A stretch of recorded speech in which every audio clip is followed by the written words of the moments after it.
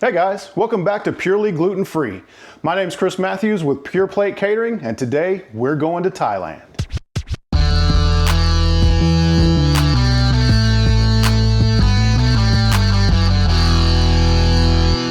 All right, going to Thailand. Today is a Massaman Curry. It's a beef curry made with beef stock. It's got lemongrass. It's got garlic, galangal, which is a variety of ginger. First thing we're gonna do is start with one of our toppings, which is some fried shallots.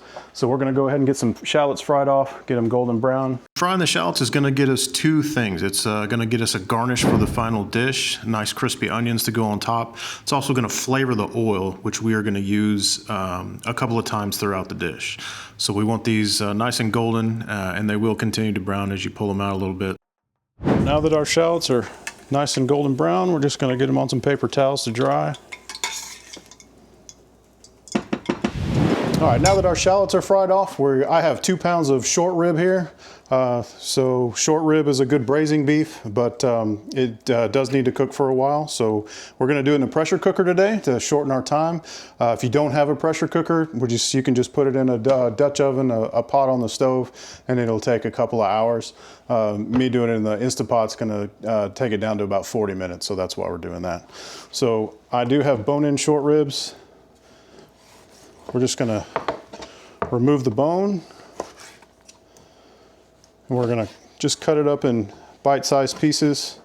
When you're cutting it up in bite-sized pieces, just remember this meat is going to shrink a little bit. So cut them a little bigger than what they're gonna end up as. Once we get these cut, we're going to sear off the beef, get a nice color on them, add to the depths of flavor, and then throw them in the pressure cooker. All right, in order to sear off the beef, we're actually gonna use the oil that we fried the shallots in. It's got some onion flavor to it, so we're just gonna capitalize on the flavor that we've already built. We'll get our beef in. Don't forget the bones, they need to be seared off too. They're gonna go in with the braise to give us some extra flavor.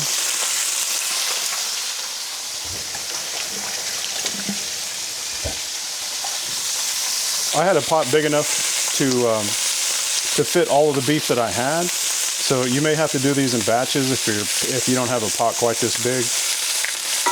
That's the kind of color we're looking for.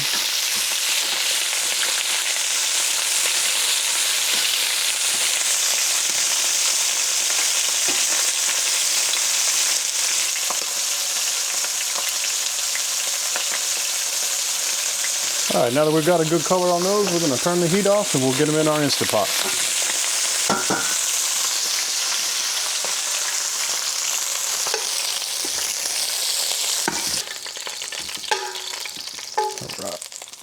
All right, to the beef that we added to the pot, we're just going to put some lemongrass in there. It's the back of my knife. We're just gonna break that up just so the flavor can come out. We're gonna throw some crushed garlic. I've got 4 or 5 crushed garlic cloves here and a quart of beef broth, unsalted. If you can't find unsalted, the lowest sodium that you can get is good. Homemade is awesome. So whatever you've got on hand. All right, now that everything's in the pot, I'm gonna close it up. We're gonna pressure cook it for 40 minutes. 40 minutes, and we will have tender braised beef. All right, so our beef is done. It's been resting in its cooking liquid for about 30 minutes. If you pull it out too soon, it will dry out, so just leave it in there. So now we're gonna start building the actual curry. So what we have is some more of the shallot oil, and we're going to cook off our curry paste that we bought. What I bought was this one here. I bought a Roy D. Made sure it was gluten-free, but it was a pre-bought Massaman Curry paste. I got it from 99 Ranch, which is a cool Asian market we have here in the Dallas area. So if you can't find something like that, you can make it. But we cheated today, so we went with this. All right, we're just gonna cook this for a little bit, and then we're gonna go in with about a cup and a half of coconut milk. So the coconut milk is going to kind of mellow out the dish a little bit. It's going to cut all of the rich beef and the fattiness and give us a nice subtle coconut flavor for the final dish. All right, once we have that incorporated, we have a cinnamon stick and some more lemongrass that's going to go in. We've got galangal, which is it's in the ginger family. It's not quite as spicy as ginger, has a little different flavor, but it's kind of the same. If you can't find galangal, you know, ginger will do. Maybe use about half as much because it is spicier than this is. All right, we have a tamarind concentrate. It's going to give a little sourness to the curry. Just going to do a couple of teaspoons. Little goes a long way on this. So, got a couple tablespoons of brown sugar.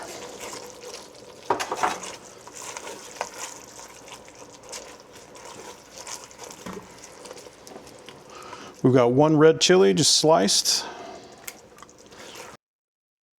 All right, we're just gonna make sure all that curry paste is incorporated with our ingredients. Everything's nice and smooth. All right, we're gonna put maybe a teaspoon or two of fish sauce. This is our salt in here. So we're gonna season it now and then we'll taste it at the end and make sure it doesn't need anything else. All right, this is the beef broth that we braised our beef in, so that's gonna go in. All right, and lastly, I've got about 2.5 pounds of Yukon Gold potatoes. I went with yellow potatoes. You can go with sweet potatoes. If you did go with sweet potatoes, I would go with like a white sweet potato that's gonna hold up a little better than the orange, but if in the pinch, you can use the orange as well. Just kind of depends on what you like best. So this is gonna simmer for about 15 minutes to get those potatoes soft. And once that is done, we'll put the beef back in and we'll finish it up and we'll see how it tastes. All right, it's been 15-20 minutes and our curry is done. The potatoes are done. We're gonna put the beef back in. We're gonna heat that up for about 5 minutes and we'll plate it up and taste. All right, it's been about 5 minutes. The beef is heated back up. We are gonna put it with some jasmine rice that I made. In the jasmine rice, we did it in my rice cooker. I just threw a couple pieces of lemongrass in there and a star anise just to flavor the rice a little bit. And we're gonna pair that with our curry.